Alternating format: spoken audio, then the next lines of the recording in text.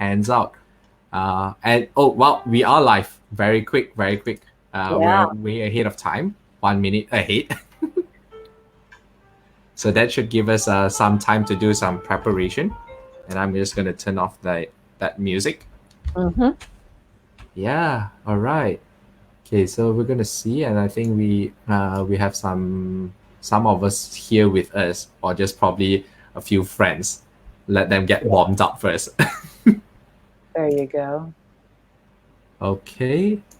So I'm just going to check for our connections and all on Facebook as well, just to ensure that everything is all right.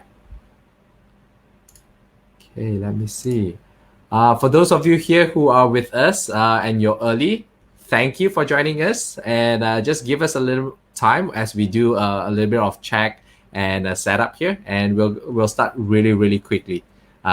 And for those of you who know Jill, just say hi to her first. And of course, if you know me, say hi in the comments, and we'll recognize you. We'll also want to give you a shout out, because it's 10 a.m. In Malaysia. What time is it over there, Jill? 9 o'clock in the evening. Yeah, so it's 9 o'clock in the evening in the US, and it's 10 o'clock 10 a.m. in Malaysia. So it's either you're early or you're towards the later time of the day, right? That being said, I just want to say thank you for those of you who are here right now, because you're taking your time to really just come in and learn. And that means it's either you're really serious about parenting, or you just want to know more about how to manage relationships at home. And if you're a new parent, perfect for you as well. Okay, so let's see how I can work on this. Hang on, a couple of buttons here and there. And I think we are good to go. Okay. Yeah, I think there's, well, even for me, there's quite a number of things to do. And oh, wow, our number of viewers are just growing. Okay, again, I just want to say hi to every one of you who are here with us. Do drop your hellos in the comment, and we want to give you a shout out as well for being here punctual. We are now at 10 a.m. That's a great time. 10 a.m. Malaysia time, 9 p.m. in the US. And why I'm saying that is because my special guest, Jill, is from the US, and she'll be sharing with us a little bit more on exceptional parenting. At the same time, she'll be sharing with us on family management as well. We have Mel online saying hi. Hi, Mel. Okay, so we're gonna start this off while we invite other people online as well. So then again, if you are here with us, please say hi to us in the comments so that we know that you are here with us as well. This particular session, we are going to be focusing on exceptional parenting and family management. So this session is especially for new parents, couples, and also a very special category, mompreneurs, right? So the reason why we want to do that is because we really want to share some valuable insights, and also to address certain concerns or challenges that you may not know, or you may already know, but you want to know how to go about it. So Jill, who is a specialist and also an expert on parenting, she also has a lot of experience in family management, and that's where today we're going to pick her brain as well. So if you have any questions along the way, just type it in. I'll bring it up, and we'll talk about it. We have Helen saying hi as well. All right. Hi, Helen. Yes. So then again, right, so we're going to have this session. Let me just do a very quick introduction as well, and why I'm doing this. Personally, I'm a performance coach focusing on communications and leadership, and I really believe that communication is the key to business and also personal performance. And however that we communicate at home really influences how we communicate at work and with people.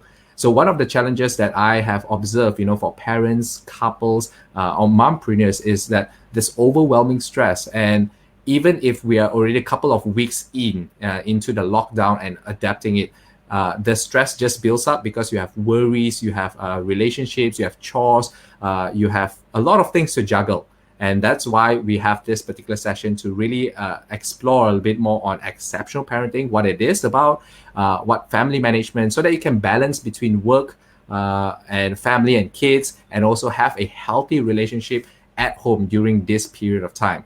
And I'm super, super excited because we have Jill Valenti here with us all the way from the US. And again, for those of you here who have just newly joined us, say hi, drop your hellos in the comment so that we can give a shout out to you and also recognize you for being here, right? We are now 10 a.m., somewhat 10 a.m. in Malaysia and 9 p.m. in the US. And Jill, you want to say hi to our audience as well? I'd love to. Thanks, Jeffro. So, hello, everyone. And I really appreciate technology for being able to provide this experience to us right now. And it's been interesting times with the pandemic in terms of how technology can serve us and at times do us a disservice, but more about that later. What I want all of you parents to know is that I am the mother of 2 adult children myself. So I have been there as a parent, going through all the various stages and ages and phases that our children go through. And I have had a private practice for over a decade, working with families and parents, helping everyone do a better job of taking care of each other and themselves. I've led support groups at pediatricians' offices. I've done trainings at nonprofits.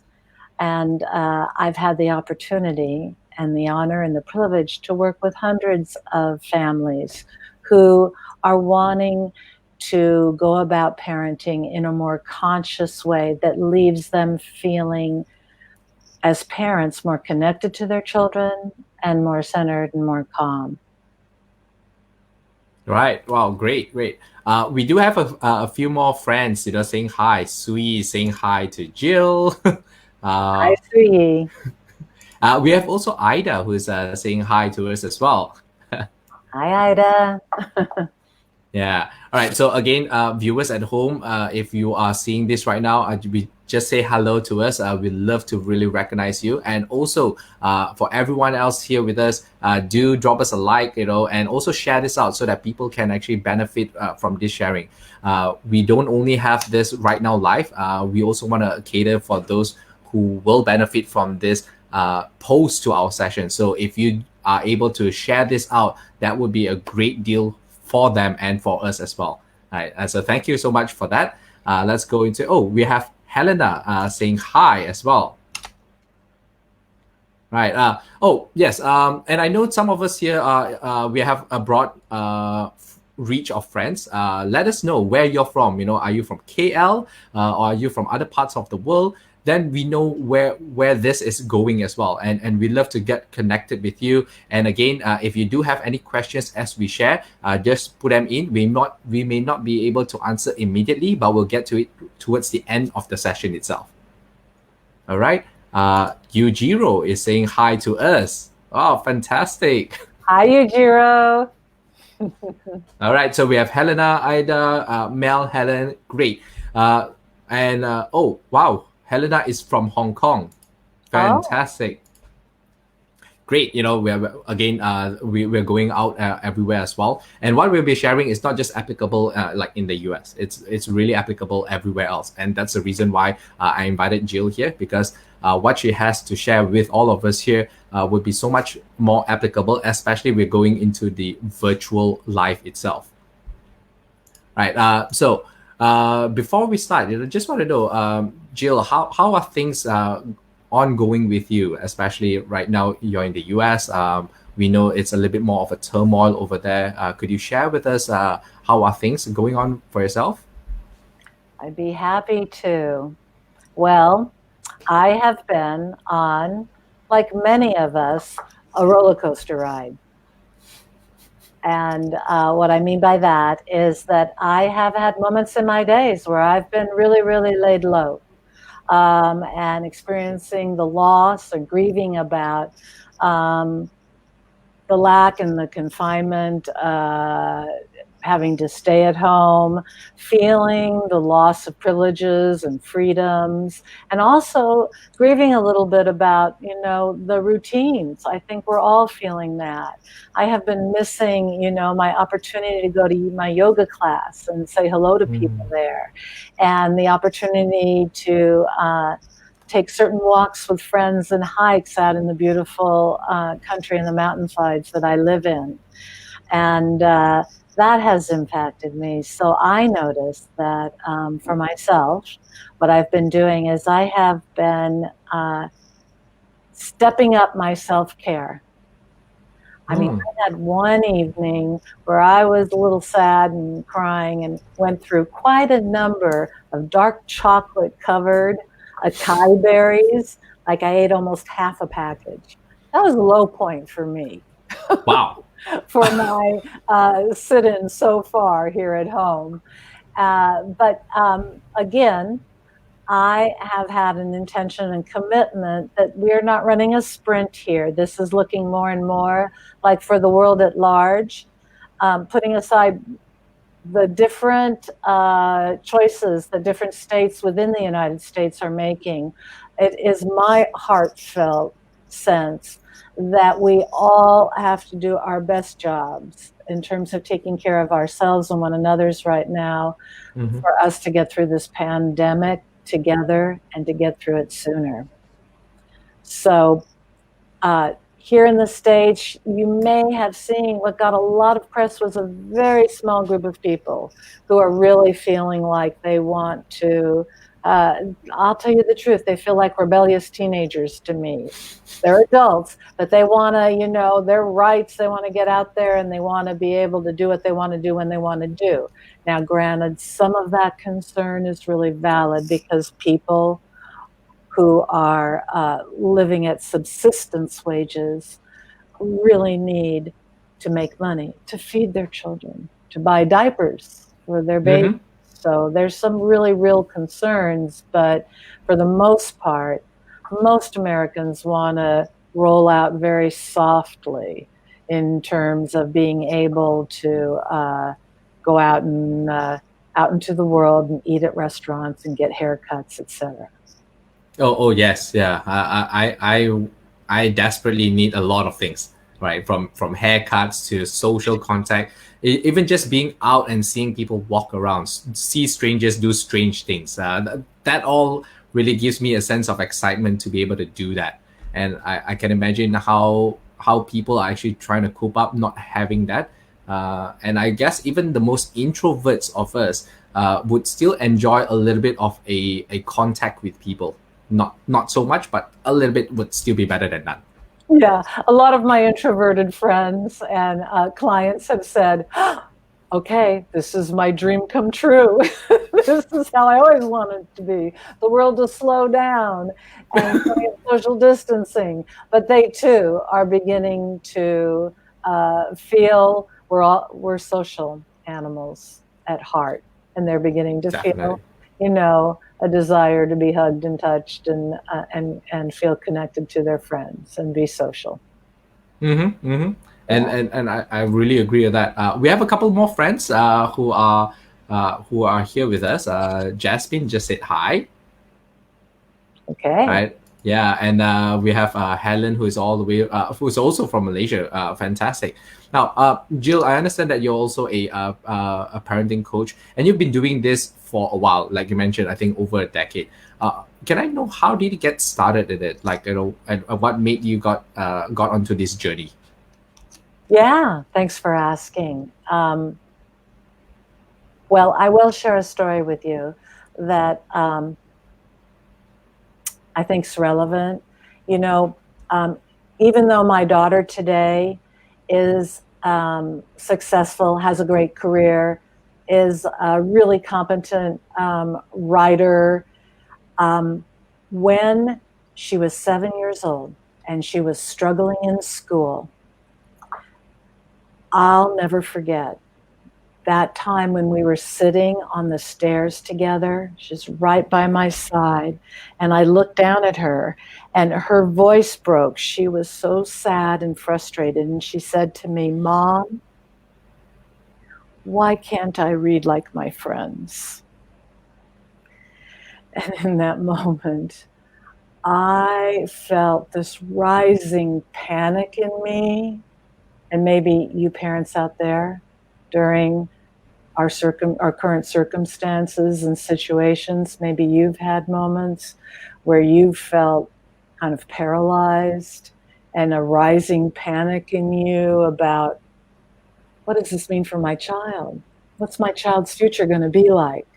Well, that all came over me, and I recognized with the next breath that I took, the next kind of shaky breath that I took, what she needed from me was to know that she was not alone in this. And I said to her, Lauren, you're going to be able to read, and I'm going to be with you every step of the way, supporting you, so that she could calm down and relax and be more resourceful, be more available to conquer this really tremendous challenge that came to her very early in life. She was only in the first grade, smart, looked around, saw her friends were reading, and she couldn't. Now, I was with her every step of the way. And it took years, and we did a number of things. We wrapped a number of skill sets and people who could support her around her. And my daughter mastered reading. Ah, So that's great. that was the first time I stepped onto the path of parenting with such an intention and such a commitment to figure out how I could do the best possible job of taking care of her with her particular learning challenge. And that opened me up into a whole world of then discovering who I needed to be, the things that I needed to learn as a parent. And that was an education in and of itself. But along the way, I realized how committed I was to what I was learning. And what I mean to say is how committed I was to sharing with other parents what I learned. And it started first with learning about how to support her with her learning challenge. Mm-hmm. Yeah. Wow. I mean, I can imagine how challenging that is. Not that I can say I can totally understand, but I can imagine, if that happens to me, it would raise a lot of questions, and suddenly, things just change in that one moment of hearing that. So thank you, Jill, for sharing with us. I think Hilda, as one of our friends here, mentioned that she can relate to the story of your daughter. Her daughter was bullied, and it was a hard journey as well. Mm. Yeah. Uh, Yeah. yeah. And All that's, right. well, Yes, go Jill, ahead, go Jeffro. ahead. What did No, you go ahead. say? All right. Here's what I want to continue with on that story. Right now, our children are more than ever needing to lean in to us, lean on us, and know that we will be there for them, that they are not alone in this, that we are there with them. And you'd be surprised. We sometimes, I think, as parents, get caught up in the day-to-day of, okay, you've got to get up, got to get dressed, got to have a shower, got to have breakfast, got to get to online school, and on it goes. Okay, then it's bedtime or dinner time, got to set the table, do your chores, on and on.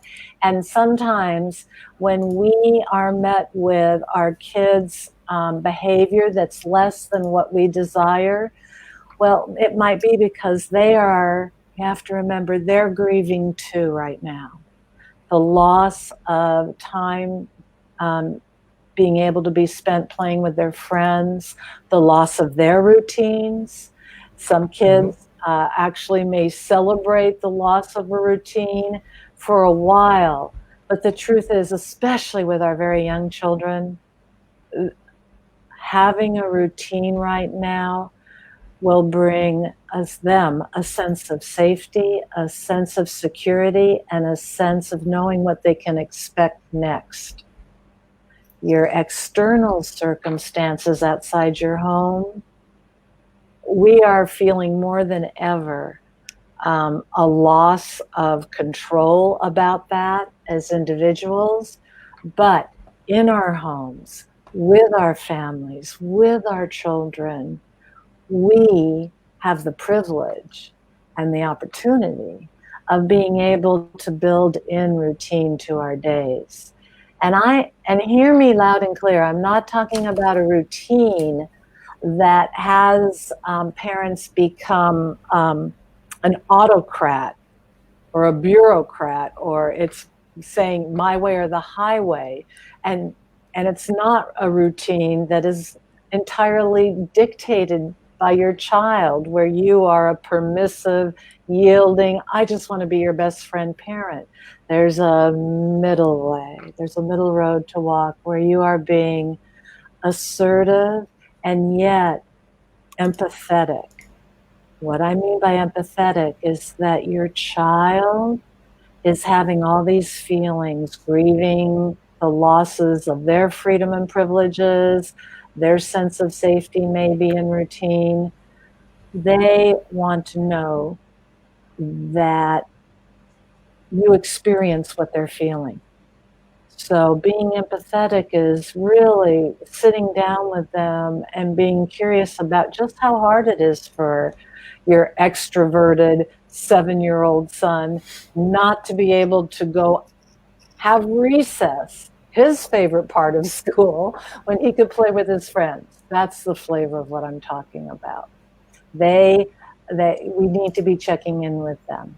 Even though we're all under the same roof and it feels like, oh my God, they're with me all day long. I need a break, right? Which you do. Parents, you really do need to emphasize your self-care right now and get the breaks you need. But there is also a special time. There's a special time to be really curious about what motivates your child. It's a special time in that you have the opportunity to dive a little more deeply with them into who they are. Like I said, what motivates them? What is all that supposed maybe misbehavior? What's underneath that? Are they feeling sad, mad, glad? Yeah, it's a very special time to be curious. And I will tell you that curiosity, someone once said, curiosity is the antidote to judgment. So if you are saying things to your child like, well, I told you now not to do that. Don't you ever listen to me? Why did you do that? What were you thinking when you did that? Can you hear the judgment in my tone of voice and in the very language? So your kids, just like, and this goes for adults too, frankly, you can use this with your boss, your neighbors, your spouse, your partners. When you hear that, if you're on the receiving end, you get defensive. We just do. We feel like we're being judged. Potentially we're going to get criticized. We feel made wrong. All of that, right? Mm-hmm. When you are genuinely and authentically curious about what's going on for that loved one, that person over there that you're talking to, your child, they will feel the least defensive and they're more likely to open up to you. You can lead with literally questions like, this is like the language patterns, parents, you can use right now. I'm curious, what were you thinking about when you did that? I'm curious, we had an agreement, so why?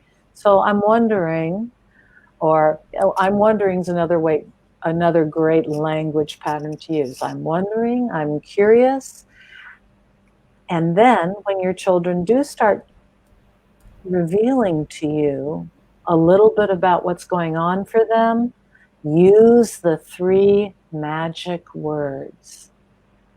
There's just 3. It's really simple. It's, get my fingers in there. Tell me more. That's it. Tell me more. And then, as soon as you've said that, put duct tape over your mouth and be generous in your listening. Listen to them.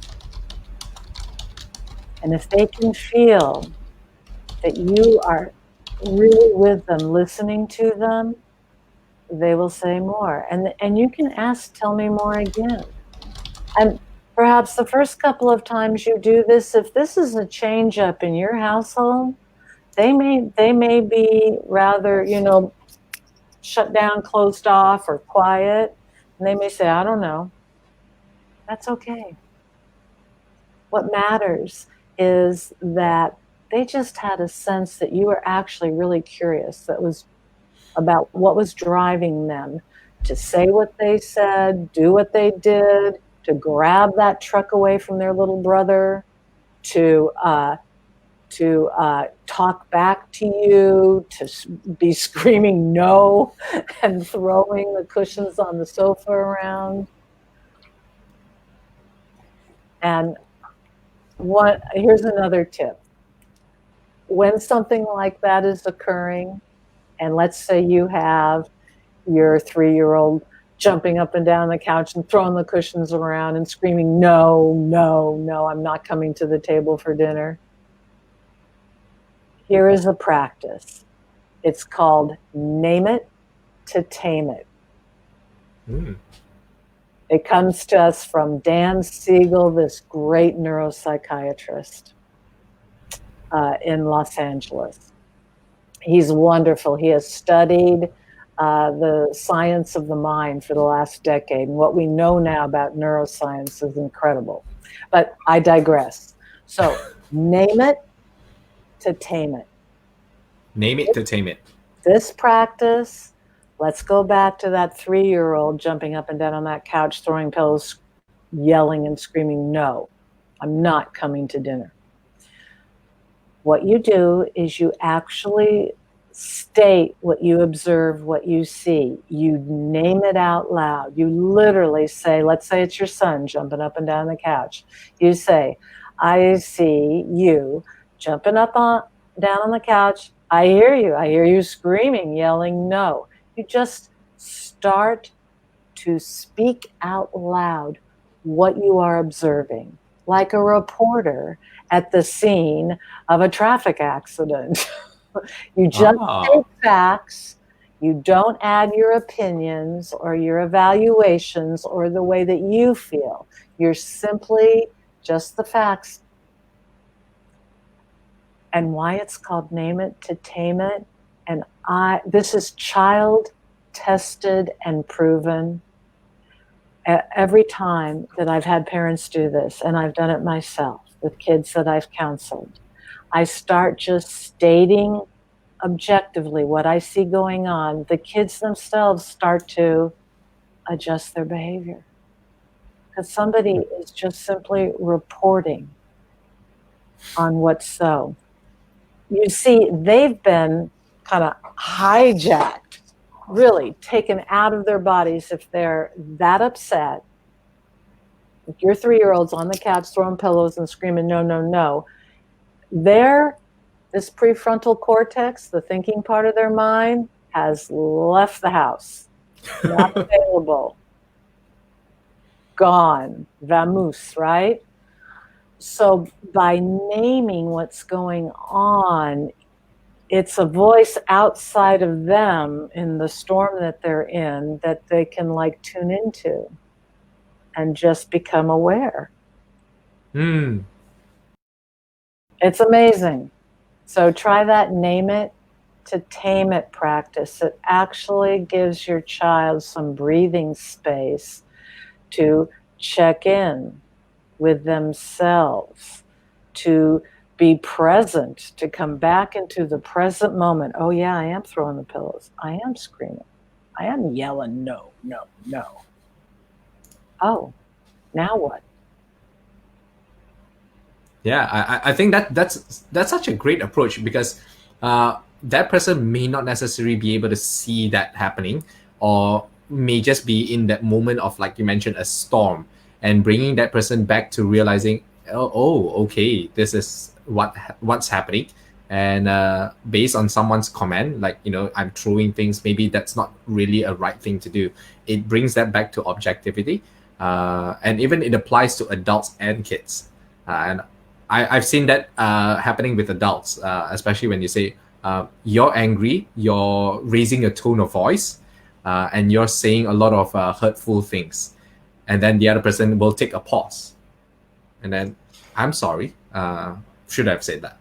So that I find very powerful. But applying it to kids, that's something new that I'm really learning as well. Then I can apply it to other kids who seem to be misbehaving sometimes. Yeah, and let me tell you, because we all lose it as parents, I'm guilty of that. I'm the first one to say that I've lost it with my kids on numerous occasions. I think I'm useful because I've made my share of mistakes, that I can let you in on what I did to remedy my relationship with my kids and to restore affinity. So when you are naming it, they also are seeing you when they do calm down and observing you and how you are behaving. You are modeling a behavior that is very reassuring for them, that you can be counted on to be the center, that quiet center in the middle of their storm that they're having. You mentioned stormy behaviors, storming. They feel like, perhaps their emotions are swirling so much inside of them that they don't even know what they're feeling. They've really tipped over. So for you to model that behavior that they can count on, again, lean into you to be that quiet center in the midst of the storm of themselves, is very reassuring and provides them with a sense of security and comfort.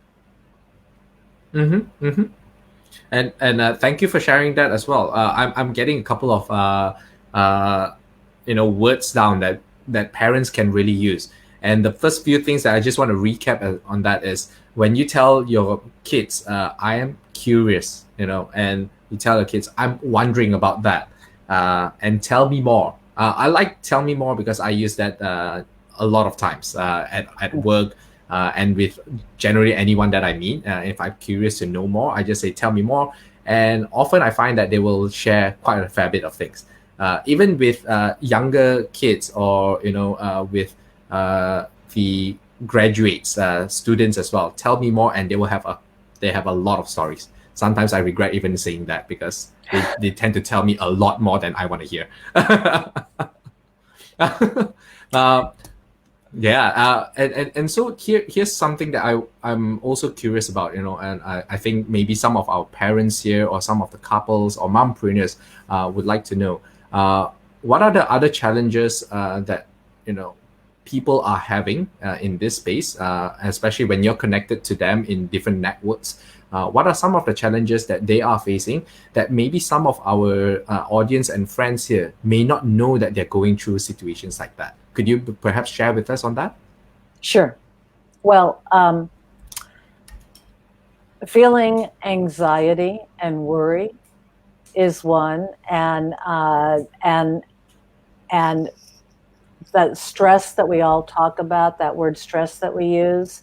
Well, the accumulation of stresses and that anxiety and worry that comes upon us. Some people don't know they're anxious until their heads hit their pillows at night, and then all of a sudden, this future worry, this anxiety flies up, etc. They've been coping fine through their day. Other people are anxious intermittently throughout the day, and when we're anxious, it actually lowers our immune system responses, we literally make ourselves more vulnerable to getting ill if we carry a constant, ongoing load of stress or anxiety or worry that we are not successfully offloading. So I am a big promoter of self-care right now. And I am also a big promoter of paying attention to your sleep. Sleep is profoundly restorative to anyone at any age. So if your sleep has been incredibly disruptive, or you're having trouble falling asleep or waking up and not able to get back to sleep, give yourself one of the greatest gifts you can give to yourself and your entire family. And I'm speaking in particular to you moms, you mompreneurs, you moms who work at home and feel like you're always rushing to get to the next thing, and it's never ending, and there's no sign that it's ever going to stop. I invite you to be curious about yourselves and how to design your day, all through your day, towards getting a good night's sleep. So resist screen time right before bed. The light, and usually if we're on a screen, there's a few exceptions, but we're almost always doing something like checking Facebook or Zooming with our family. That's emotionally stimulating or intellectually stimulating, and not conducive to setting us up for a great night's sleep. Keep something else near your bedside table handy, like a book, or maybe it's a puzzle for a kid. Just something else rather than being on that screen right before bed. Sleep is an invaluable resource right now. Right. The other thing that I am noticing, and I'm having a great many conversations with families about, is screen time.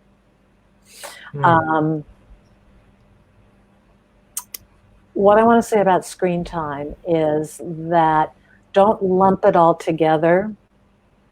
There's some screen time that is essential right now. A lot of us are working from home, and the screen time that we spend in getting our work done is necessary. Our kids are doing school online. That screen time is essential and necessary. But what about all the other free screen time that is now more than ever a part of our lives? It's tricky because we want to connect with others. And some screen time is about connection, and some of it is creative screen time. But it's really worth paying attention to and starting to have a conversation with your kids about, is this screen time really nutritious? Just like food. There's some things that we eat that afterwards, like I ate that half a bag of those chocolate covered acai berries, I didn't feel so great afterwards. Didn't feel great about myself. My stomach literally didn't feel great. And there was a lot of self-talk, right? About, oh, done it again. I can't believe it. I know better. I usually eat such a great healthy diet, on, right? So screen time this is a metaphor I'm pulling out. It's like food. Some of it is nutritious and some of it is really empty calories. You can get into something called like just like binge eating. You can get into binge scrolling, or hitting tabs on your computer. You can be binging Facebook to Instagram to, oh, now I'm running down these videos, and you're jumping all over the place, and a half an hour has been spent. And I really want you parents to take this. I invite you. This is an invitation. It's a challenge and an invitation to become moment by moment more aware of your free time, screen time, is it feeding you or and really nutritious and nurturing you, or is it empty calories? I want you parents to start first so that you can begin to have a conversation with your children. There's nothing like sharing with my daughter. Oh, I was on Instagram for a half hour the other day, and I was doing it to avoid a piece of work that I really wanted to get to. I realized that after the fact. But when I finally stopped, I was like, well, now I just wasted a half an hour of my precious time.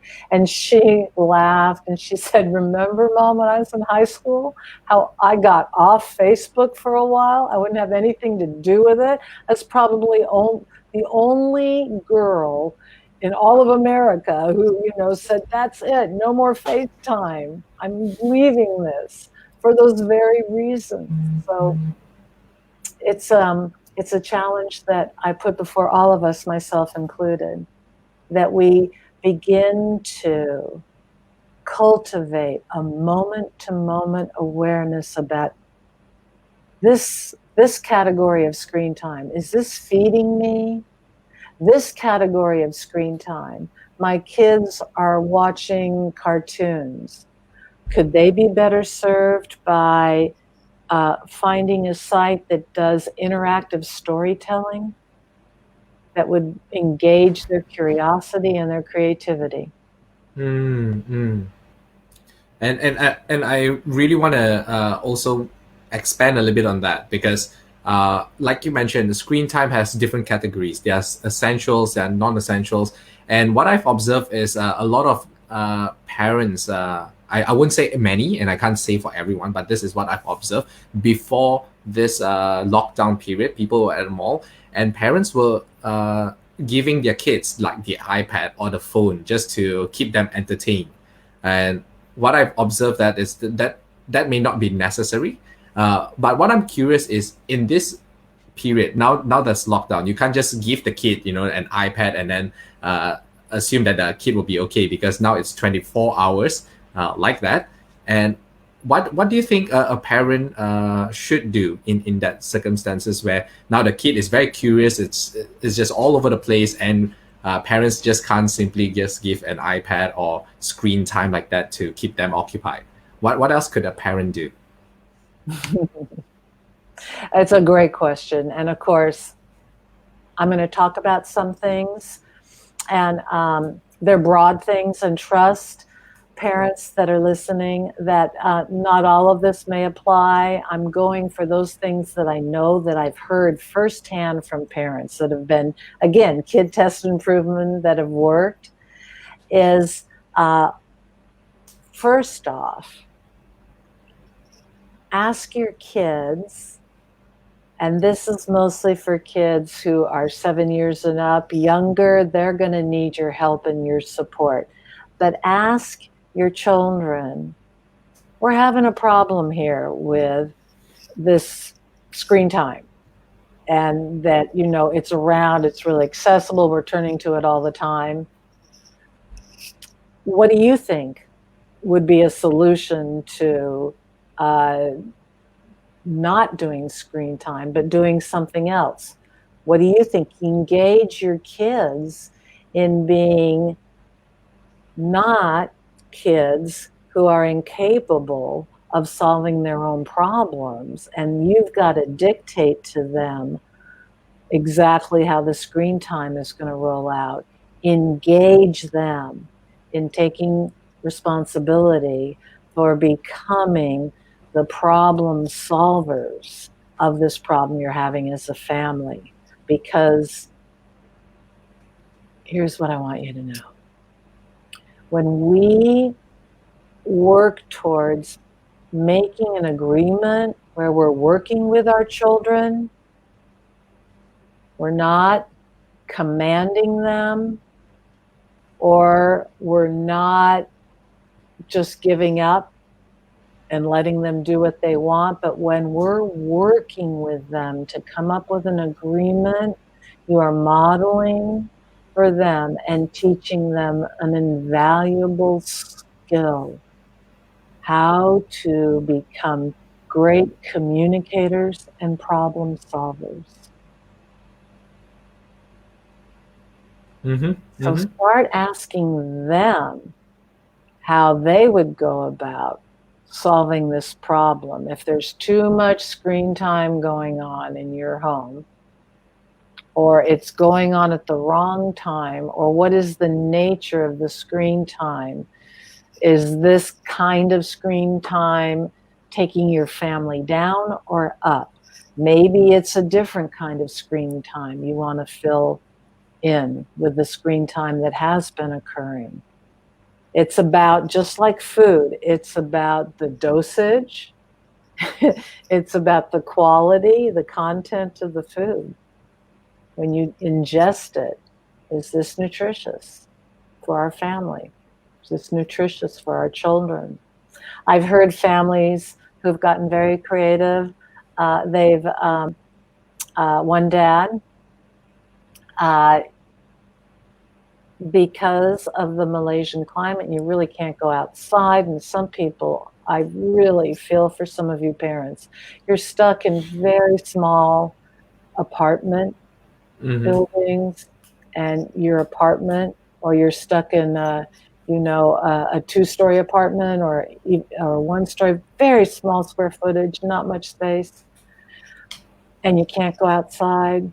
This is tough. I know of one dad who set up an obstacle course.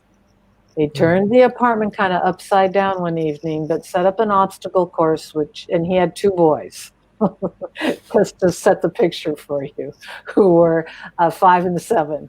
He set this obstacle course up for them with pillows and turned chairs upside down and hung something like at one end of the table. And then he put a line of blue painter's tape. I don't know, do you have that in Malaysia, or masking tape? He taped the path that they had to take, all through the apartment.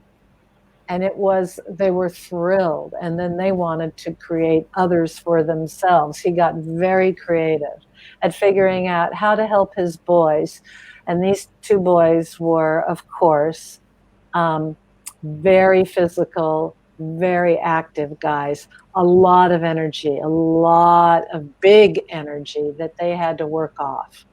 So building these obstacle courses together and then worming their way through them was a very creative solution on his part. You got to get creative with things. And here's also what I'm hearing. And before I state my side, I just want to also give a shout out to those of you who are here with us, newly joiners. I see Yan Tan saying hello. I see CD saying hello earlier. Sorry, I missed that. TKY also saying hello. Laura, would you like to? Jill, would you like to say hello to our friends? We have Desmond. I think another friend, Laura. That's what I was calling that. Laura was saying hello as well. Do you want to say hello to all our friends? Hello, parents. I'm really glad that you're joining us, and I aim to help you do a better job of taking care of yourselves and your children during this pandemic. So I've been sharing with Jeffro about some of the big issues that I see occurring. And one of the biggest things we can do, as I have said, is empathize with our children, touch in with them more frequently, let them know that they're not in this alone, give them the opportunity to experience that you really feel what it's like for them. That will help them calm down. They'll feel more connected to you. They'll feel more inclined to talk to you. They'll feel more inclined to find better ways to manage themselves and find better ways to behave. And I absolutely agree with that. And there's so much that you were sharing earlier that is applicable at workplace, as an adult, talking with someone else as well. And for those of you who are with us, parenting may be just one thing, but if we look at it from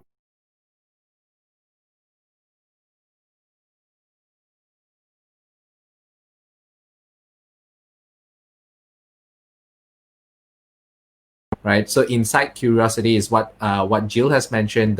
The choice of words that we use really turn things around. And if you notice that when Jill speaks, she speaks with so much calmness and just listening to her, I feel like, wow, you know what? I feel so nice.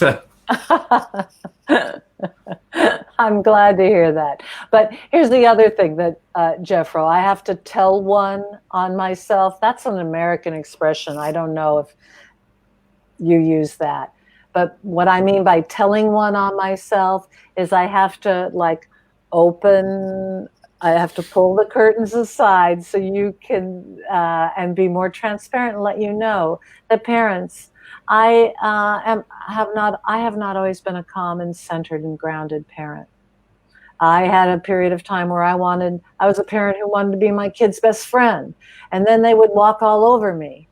And then I would overnight want to be a strict disciplinarian, and that's it. No more be your friend, no more playtime. And my kids suffered because I was doing this pendulum swing back and forth between being an autocratic, controlling, demanding, you have to do it right now and exactly the way I said you had to do it, to, oh, let's be best friends. And yeah, no, I don't want to be your parent right now. I don't want to have to be strict, and let's just go do, what we want to do. That did not serve my children. And during these times, during coronavirus times, I want you to know that I know, because I am a parent, I know that you are doing your best every day. And your best looks different from day to day. So I know that there can be an up and down right now, and that pendulum could be swinging back and forth, because these are exceptional and challenging circumstances. They tap into our capacity. It wears away. It eats at our ability to be consistently resourceful in relating to our children. It's so true. Just give yourselves a break. I give you a break. Honestly, every day is a little different. And, some days we may feel like, oh, with my kids, oh man, I was stellar today. We were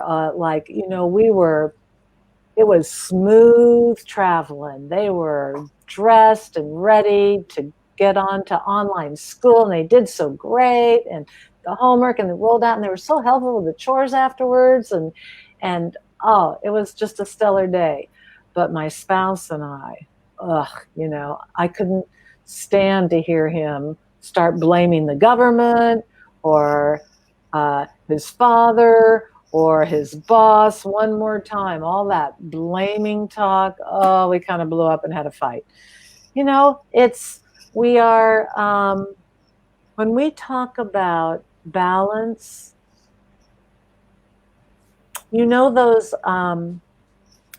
Chinese acrobats that spin plates on the very tall, thin sticks.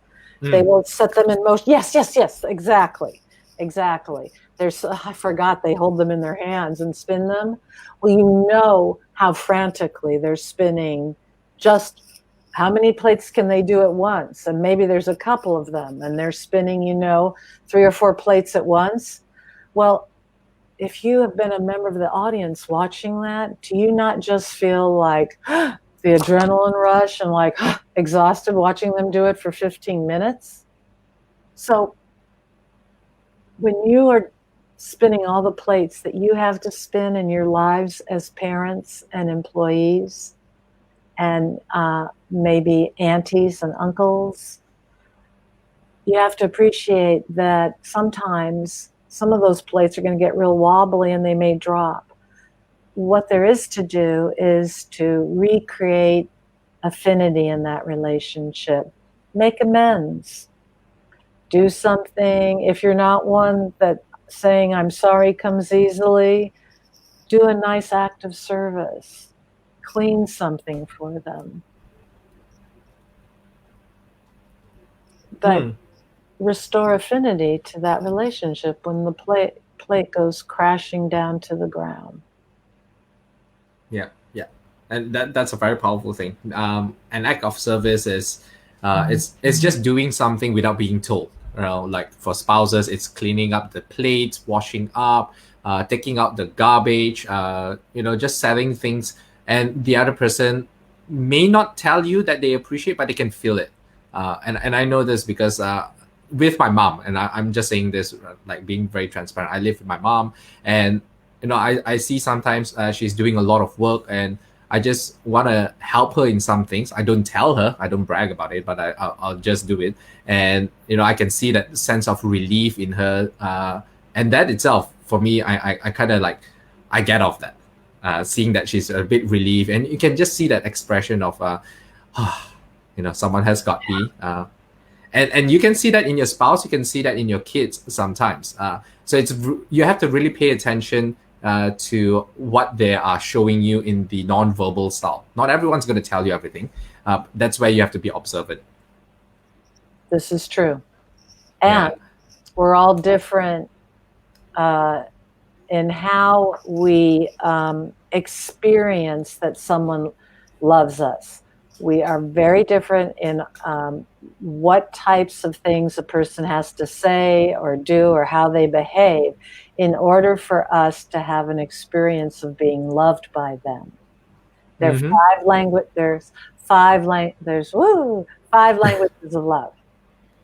There's if I don't know if parents are interested in this, but I'm going to roll with it. There are words of affirmation and acknowledgement. There's touch. So some of us might really be feeling the rub of that particular language of love right now. There's acts of service, as Jeffro mentioned, where you are doing something for someone, and oftentimes without even having to be asked.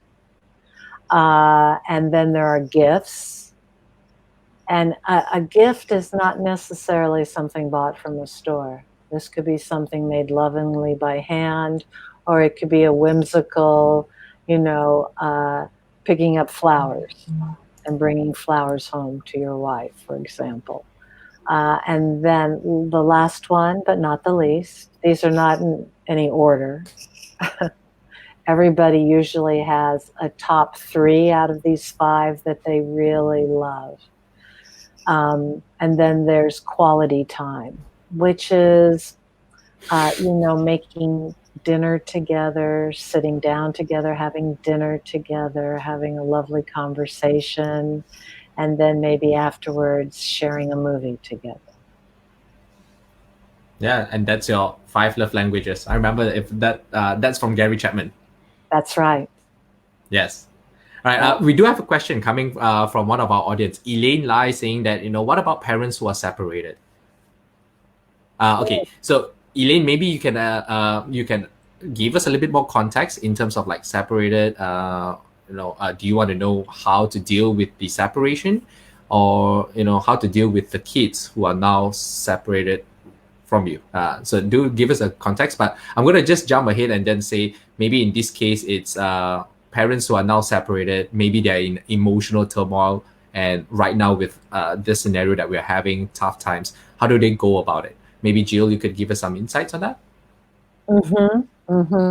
Well, it so depends upon, and especially I hope Elaine will give us a little more context for her situation, because it's really tremendously important to know exactly what's so in your situation. But with blended families, I find that, well, let's focus on what Elaine was speaking about, separated. So let's say they're separated. Possibly these parents may be divorced, maybe not. Maybe this is just a trial separation. So the first thing to address is, if she is with her children and they are in lockdown, and dad is not there and not present, a single parent's job is not easy, because you are there in real time with them and you're carrying quite a load. So presencing that other parent, old-fashioned phone calls, if that parent is, and I'm making an assumption here that dad in this case wants to be in contact with the kids, and I'm assuming that they're with her. Could be the other way around. Yeah, But it's actually the other way around. there you go. Elaine So was saying that she's going through a divorce. The kids are not with me. I am terribly sorry to hear that, Elaine. But yeah. I'll let Jill give you a little bit more context on that as well. And the kids, depending on their age, I don't know how the divorce is proceeding, but I am hoping that she has an opportunity to talk to them, to talk with them, even old-fashioned letter writing, unconventional. Sometimes that has a way of reaching our kids and opening up their eyes or and their ears. They hear us differently. There are, of course, we have all these things technologically at hand, but here's a secret, and it's very counterintuitive. If her children are kind of with dad, and if they are taking dad's side, you know how we can get into a power dynamic, right? Where mom and dad are coming at one another and the kids are in the middle. This counterintuitive move, Elaine, is to, when you speak with your children, to talk about dad's good attributes, to talk well of him rather than poorly or not at all. You married this man, so there was some qualities and attributes when you were first married and first in love and first choosing to make this commitment to one another that were there for you and present. So you want to share with your estranged children those good things about their father, because our kids are part of us. So those boys and girls, they are part of their father just as they are part of you. So if you are rejecting him outright, then that part of them that's like their dad will feel rejected. This is very counterintuitive, kind of a stealth attack coming in through the back door kind of move. To speak well of your soon-to-be ex-husband is to make it okay for those kids to be at peace with that part of him that lives in them, and they'll be able to come towards you much more readily and easily. I don't know how estranged they are from you, but that is a very that can be a very powerful move to make. Right. Well, I hope that answers your question, Elaine. She says, never thought of it that way. Makes it easier. Great. Great. And yeah, we've already passed the 1 hour mark. Surely there's so much more to talk just about parenting. And we're not just saying that this only applies to parents. Really, I'm saying that this applies generally to everyone, couples, mompreneurs, team leaders. The things that Jill has mentioned is so applicable in our day-to-day lives. I've basically applied some of that with my mom, so I can tell you firsthand it works. I can tell you that. Now, and we're Good gonna on open you. up. Thank you.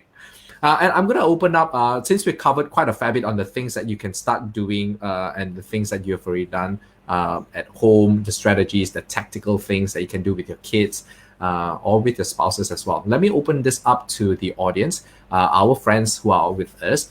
If there's any questions that you would like to ask Jill, we'll probably take about another couple of minutes to sort of see what we can help you address. And I know we've covered a lot of things earlier, but I just want to hear if there's any questions coming from those of you here with us, so that we can help you ease along the way, maybe give you a little bit more context or insight without going too deep in, but helping you to just work out something, giving you a different perspective, and that's what we truly want to do. So if you do have questions, put them in the comments. Let us just go through them, and we'll work it out as well. And let's see how we can help you today, because you've been with us throughout this 1 hour, and we appreciate that so much.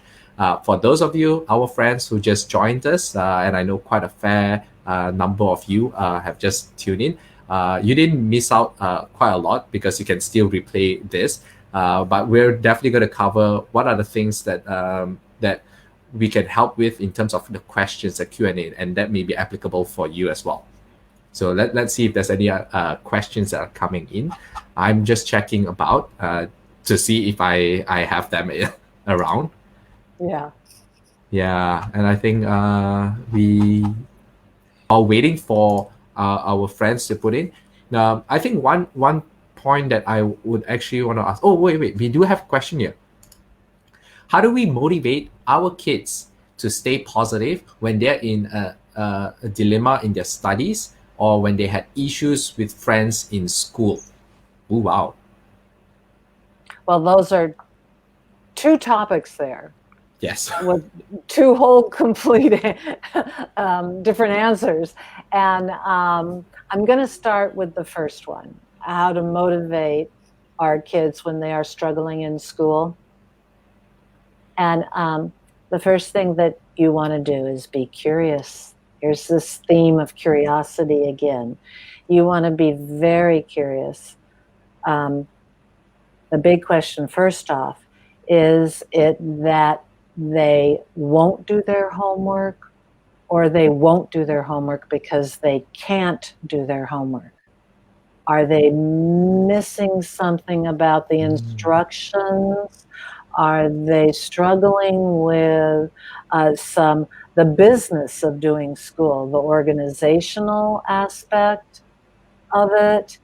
Or is there something more serious at work in terms of, my own daughter had a learning challenge.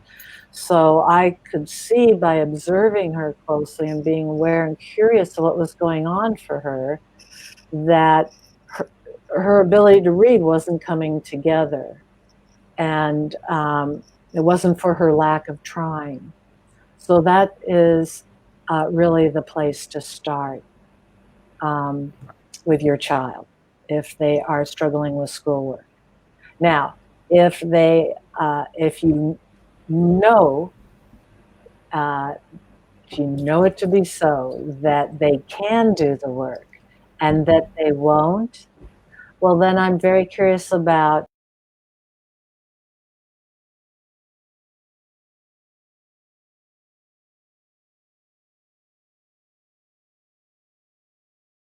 as a very extroverted, outgoing, I believe, very social son who, likes to engage with people. And so if he sat down at the family dining room table and, there's 3 other adults in different bedrooms working, trying to do office work, and you're hearing that, and then somebody's cooking in the back, and somebody's walking through the dining room, and he's trying to do his homework right there, that is that is not a good setup for him, right?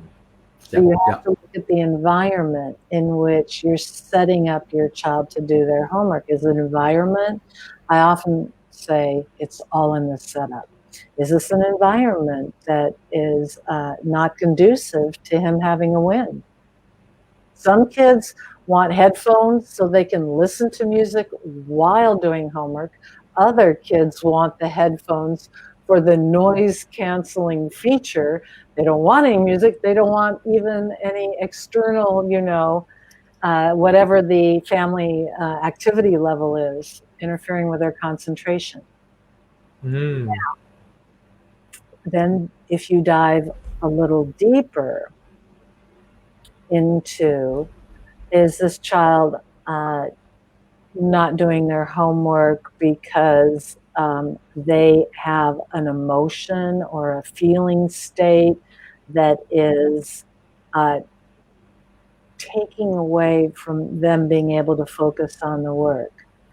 Are they, and I'm just throwing these out as a menu because without knowing more of your situation, Mom, who knows? But are they in the shadow of their brother, who is, an all A student, and they're in the shadow of that, and that undermines them, their own worries and anxiety about that. Are they a kid who maybe has felt such pressure to be perfect and accomplished in any type of homework they execute, that if they even have a sense that they can't do that homework, that it's not coming to them instantly, maybe they're avoiding it entirely. So it really depends. Right.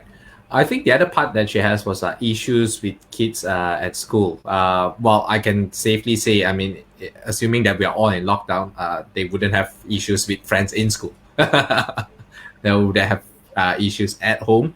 But here's one question that she expanded. She's 11 and she's quite extroverted with family and her friends. She's shy to ask in an open environment and even her class in front of her schoolmates. Oh, okay.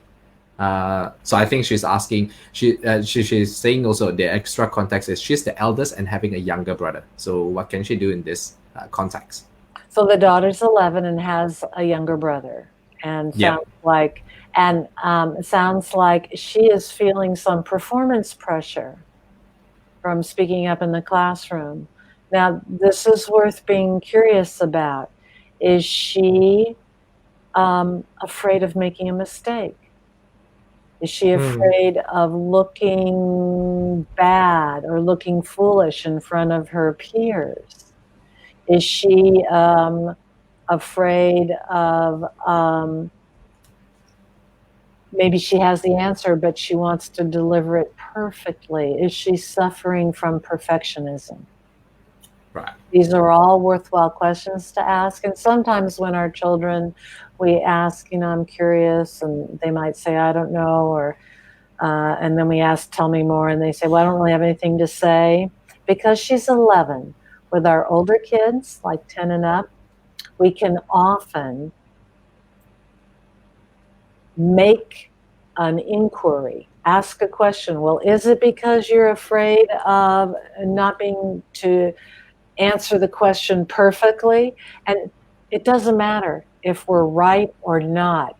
If we're way off the mark, our kids will say at this age, they'll go, no, that's not it, it's this. Well, you're getting information anyway. So don't be worried about making some bad guesses, because your children are inclined to tell you, no, that's not it, it's this.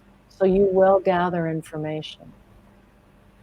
And you'll learn more about what is driving your daughter to behave the way that she is around being in a public setting, a classroom setting, and feeling pressure to perform there.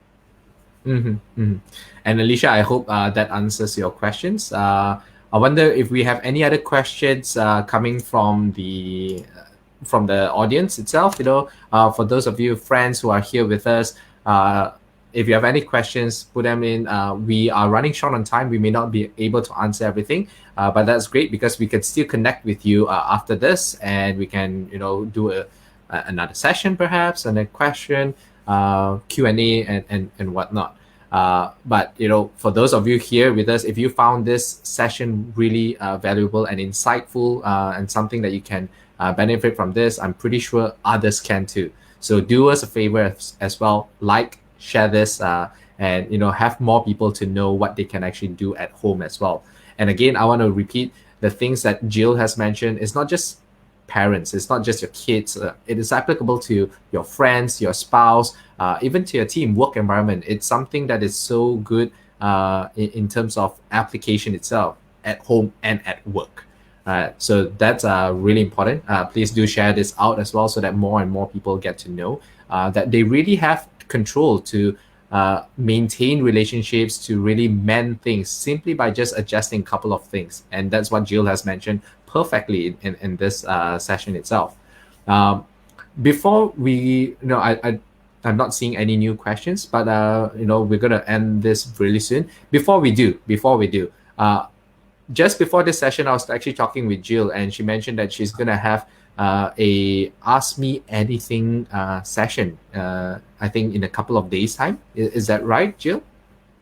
Yes, Jeffro. It's actually it does have a context. It's not Ask Me Anything at all. But I love calling it an Ask Me Anything session because I really do mean it in this context. I am inviting parents to spend an hour and a half with me and ask me anything about how do I get this to work at home. It's a complex and challenging time, and it's really parents are in a deep inquiry about how to make it work with their kids. Agreements, for example, that they want to have with their kids about routines and chores and bedtimes and screen time issues. They want to have agreements so that the family life works for everyone, and everybody in the family has a smile on their face more of the time, and there's a sense of harmony, and there's a sense of everyone feeling connected with one another. Right. Well, we do have one more question, but we are really actually short of time, and I know it's getting late over there as well. For those of you here with us, I just want to really get your permission as well. Can we answer one more question? And if your answer is yes, then we'll do this one more question before we close off. So just comment in, yes, and we will take this one question. So this one particular question is quite interesting. I'm also thrilled to know whether this is okay. But again, this might take a little bit more time before we call it off. If you do want to know how to work on emotions, and if it's okay showing with the children, just type yes, and then we'll get to this. We want to get your permission as well because time is really, really important. And I know although we have flexible time, we want to know whether it's okay with you. Oh, wow. That's a lot of yeses right now. Okay. That's a lot of yeses. So everyone wants to know this. Everyone is okay to extend it a little bit.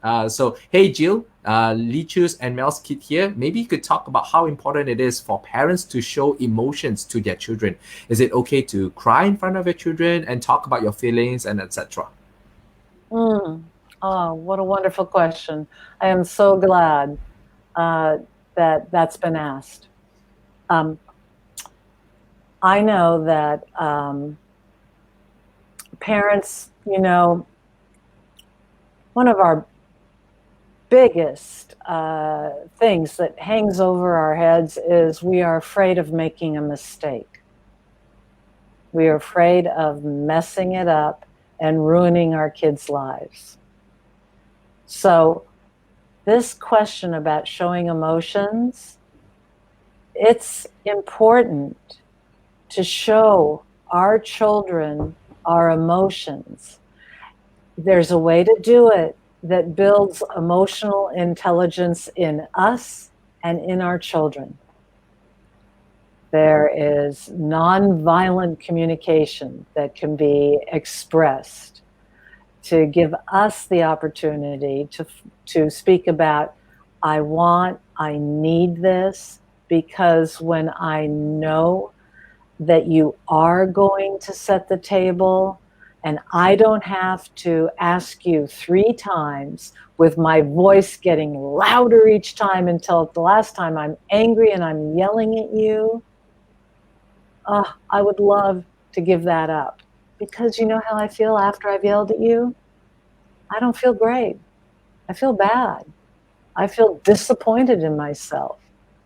To speak about your emotions, and I'm giving you a concrete, specific example, parents, so you can get a taste of what it sounds like coming out of my mouth. And I may really feel into that I'm angry about having to yell at you. I can show it on my face. I can express it in my body. But it's over here. It leads with I statements. It's about what's going on for me over here.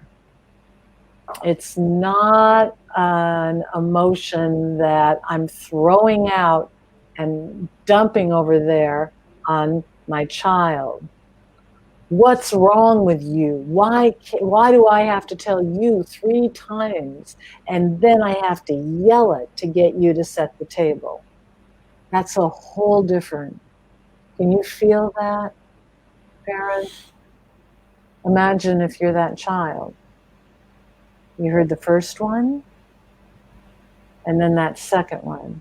And the second one, there's no opportunity, there's no opening. What I really mean is there's no opening to have a conversation. There's no curiosity about why is it that setting the table. Are you avoiding setting the table because you really wanted to have the chore of washing the pots and pans, because maybe you're an energetic guy and you were comfortable banging the pots and pans around and setting the table? You wish, that was your sister's job. And maybe she's younger and up for it and wanting to do it. You never know. But you will not find out why your child might be misbehaving unless you make it safe in your home for people to share their feelings, to talk about what they want and need and what feelings they might have because they're not getting something that they need. It's okay for our kids to also talk about what they want. Doesn't mean that their wants have the same weight in the family as parental wants, which might be, keeping our children safe and healthy. That's our job. So our kids might want to eat nothing but candy all day long. Well, great to have that want, but that's not going to happen, because as a parent, I have this want for you to be healthy, and I care about your well-being. But if we start to model, I want this, here's what happens to me when this happens and I don't have that thing that I need. You're doing your children a tremendous service to start building emotional intelligence in your family by showing your kids you can have your feelings, you can own your feelings, and you can speak about them to get a real, true, authentic, honest dialogue going with your kids. And yes, it is true. I have personal experience in this, and I don't know whether you would like to hear, my friends online right now, you would actually like to hear from someone who's receiving that. And I get it, because from a parent perspective, you're worried about what you're being perceived. And I've been on the receiving side, so I can sort of give you my perspective. I can't say for everyone else, I can't say for your kid, but I can also give you a different perspective on how my mom has actually showed me that emotion and how powerful it has been for myself. And if it's okay with all of you here, then I'll just take just a few minutes just to give you that perspective from a child from an adult and from someone's son, who has been receiving that. Would that be okay with all of you here? If you'd like to know, how I perceive it coming from my mom, who has basically shared with me her emotions. If it's yes, just type in the comments yes, and I'll quickly show you. I'll quickly share with you what are the things that I felt and how it has changed my life entirely, just by that simple act of showing emotions as well. So if you're interested in getting to know that, please share in, and I want to give you that perspective. Right. So if you say yes, okay, great.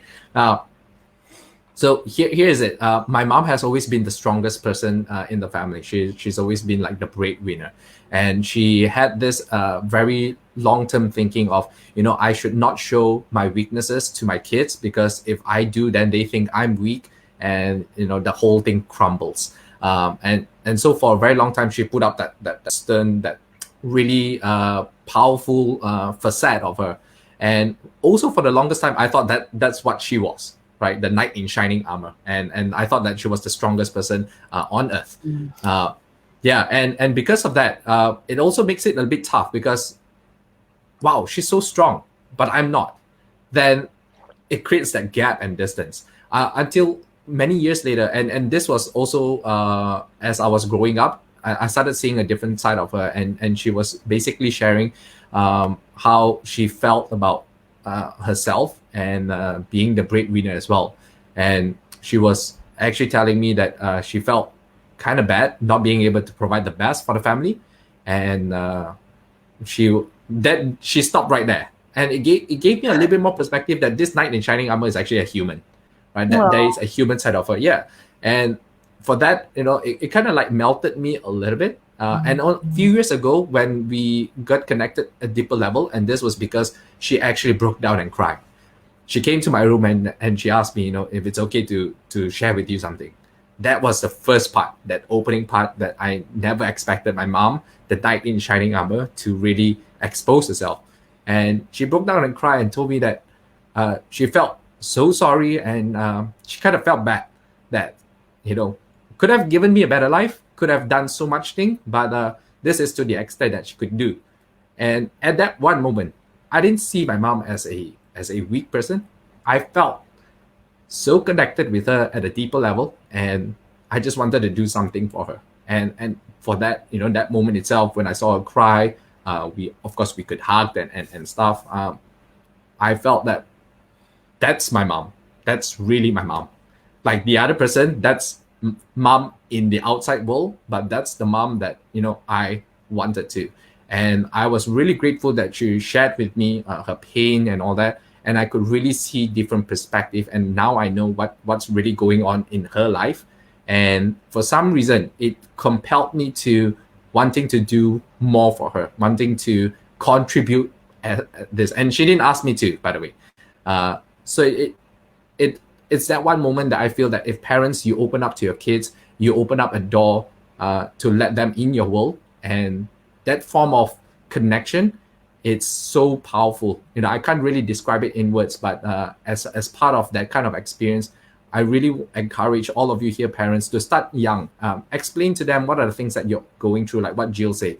Tell them that, if you can't really get things done, it's not because you don't want to, but it's just circumstances. And things could improve, things could be better, and things might be a little bit more challenging, but it's important for your kids to know what you're going through, so that they know that it's okay, and they can open up to you, telling you what they are feeling.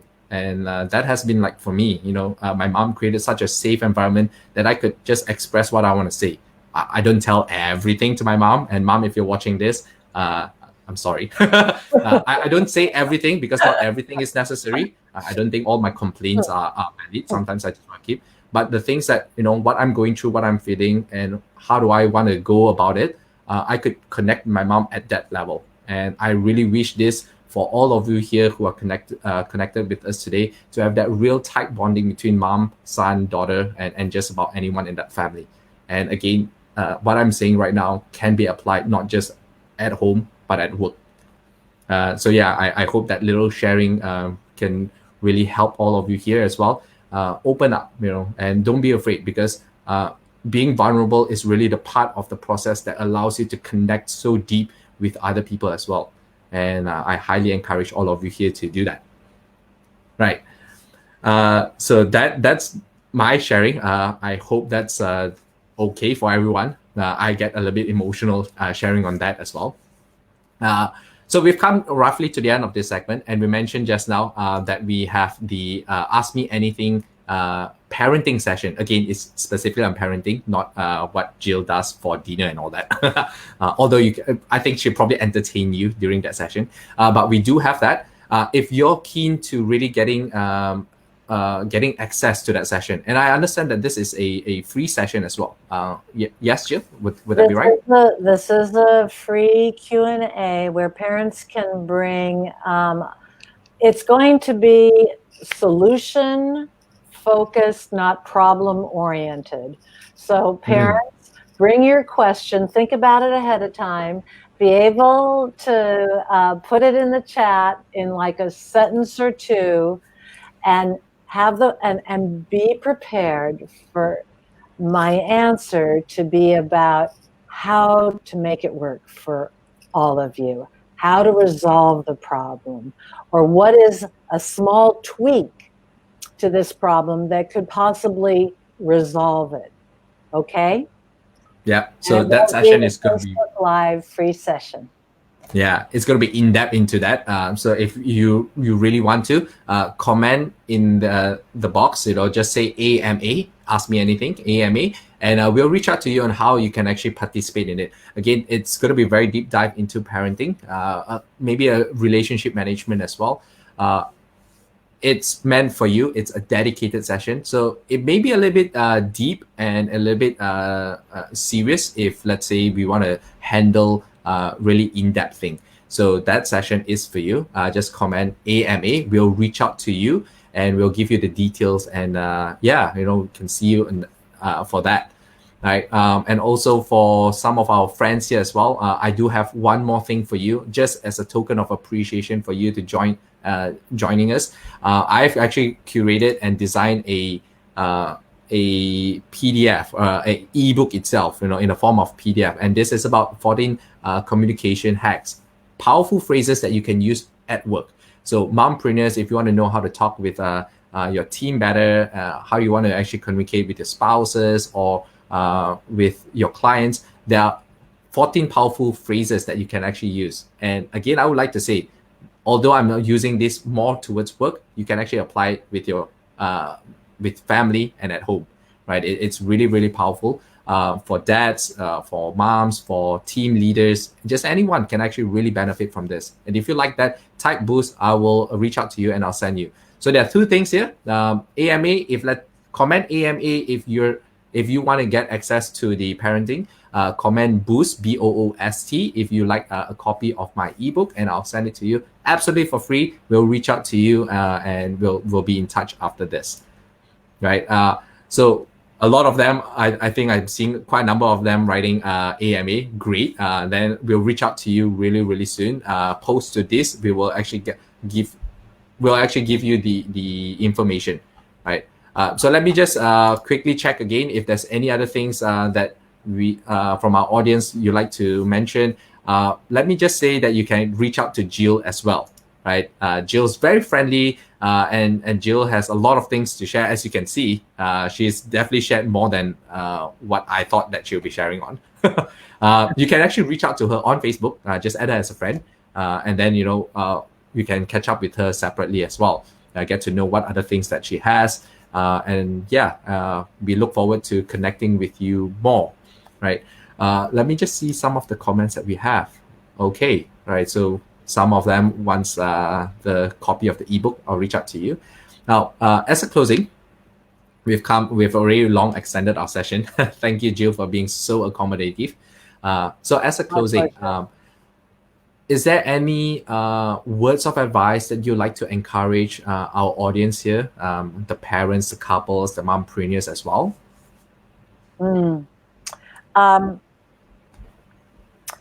Yes. I spoke earlier in this broadcast about the acrobats spinning plates and trying to keep everything, balanced. Sometimes when we talk about, sometimes, especially moms who are working, but just really applies to everybody, moms and dads, we are in a race for and pursuing this elusive thing called having this perfect work-life balance.